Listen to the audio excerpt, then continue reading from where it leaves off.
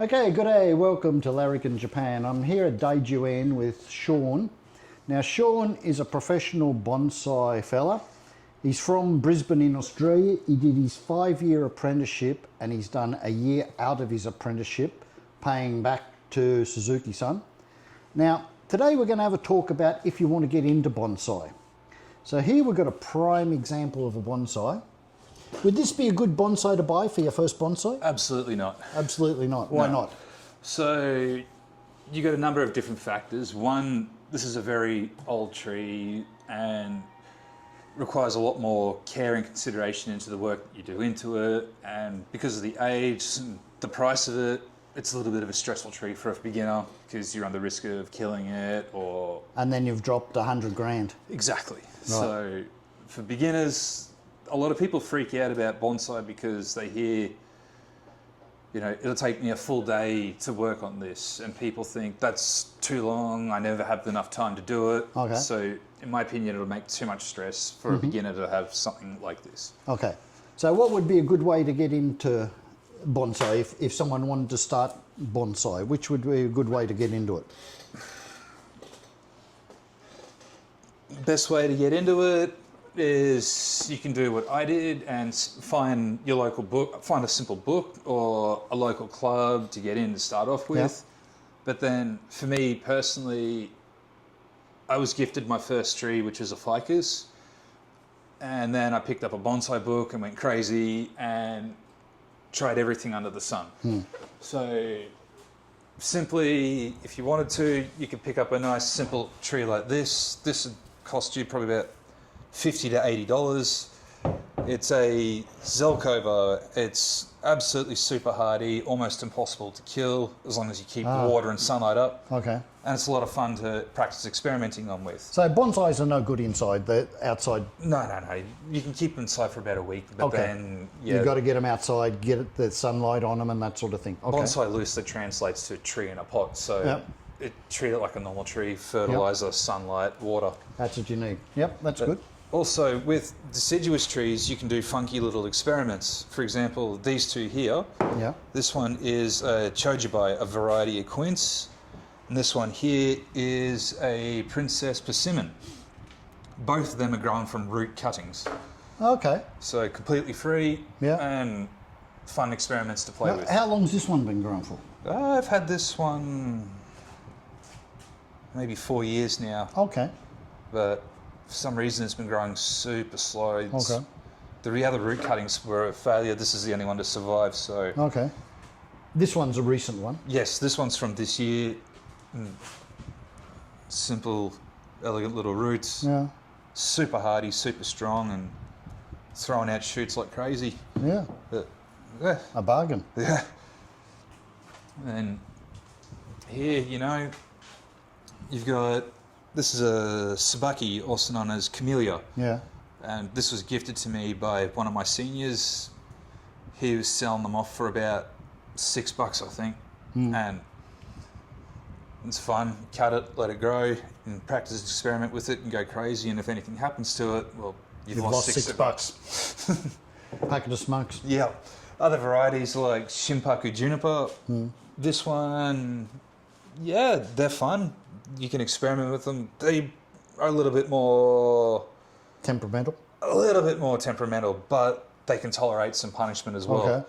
Okay. And nothing to stress about. And then, you know, Japanese maple. Yeah, I like these. They're super cute, super fun. He looks nice. Yeah, and my personal favourite is... And what's this one worth? That... probably $50 to $80 odd, I'd guess. So not expensive. Not expensive. Not expensive to get into. You know, and then you can have a bit of fun with him. Yeah. Yeah. Like, you don't need to spend a truck ton of money to get into bonsai to get started off with. Yeah. Like, all of these trees. Couple $100? Yeah. Also, in regards to this tree where it'll take me a full day just to clean out. Yeah. These guys, an hour or two max. Right. Once every couple of months, if that. Well, this one needs trimming up. Yeah. This one needs trimming up. Oh, sorry, you were going to talk about this one here. Oh, yeah. Well, black pines, you know, these guys, maybe 2-3 times a year you'll go through. As you can see, I've just recently cut the candles and it's forcing out new buds everywhere. Okay. That took me 20 minutes tops. Yeah. You know, and during summertime it's called mikiri or candle cutting. By doing that, as the buds grow, you cut them back, it starts throwing out new buds, keeps it more shorter and compacted. Yeah. And then autumn time, you remove last year's needles, that's it. And that's it, easy. And, you know, you get your maples, they're a little bit more trickier for working with. Yeah. In regards to here, you know, this, Dying, yeah. this has been burnt by water droplets on the leaves, and the sun acts like a magnifying glass. The leaves get a bit burnt and they get a little bit sensitive. But same principle again, as the shoots grow, just trim back. it comes out in forks, in pairs. Yeah. As the new buds are shooting, pinch out the central bud to keep it nice and short and ramified. Yeah. Once the leaves are hardened off, you go through and you remove one leaf per cluster. That reduces the foliage by half, so it allows sunlight in for the buds. Off you go. Off you go. You're not losing a great deal of time, and you can achieve something relatively simple and cute in a short time. Okay. Now, what about watering them? Watering, that's a tricky situation that a lot of people get a bit unsure about. But these guys, super easy because they're in smaller pots. You're going to be more mindful that in summertime They'll dry out quick. they dry out much faster. So right now we're watering 2 to 3 times a day. Yep. Because they're a smaller tree, smaller pot, we keep them in a lot more of a shaded environment as opposed to full sun like the larger trees. So as long as you're mindful that because smaller pot, faster dry time, if you keep it in a slightly semi-shaded area, check the watering. Morning and night you should be... We're watering usually around 9-10 o'clock in the morning, and then about 3-4 o'clock in the afternoon, and then about 5-6 o'clock at night. Yeah. We'll go through and mist all of the foliage just to give it a bit of a refresh. Okay. What about like fertilizer and that? Like, because they're in little pots, you know, like you've got to feed them, haven't you? Yeah, because they don't get anything from the ground they confined to a pot, we do require that they need fertilizer, but you don't have to overdo it because the more fertilizer you get, the more stronger and crazier the shoots will become on the tree. But the idea is...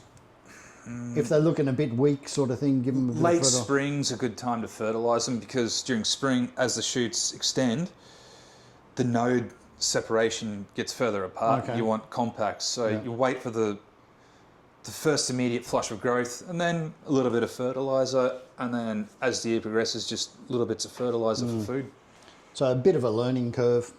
Sort of teach yourself sort of thing, you know? Feeding's a little bit tricky the more advanced into the art form you get, but you can't really go wrong. What about like winter watering? Winter, okay, so this is where it gets tricky.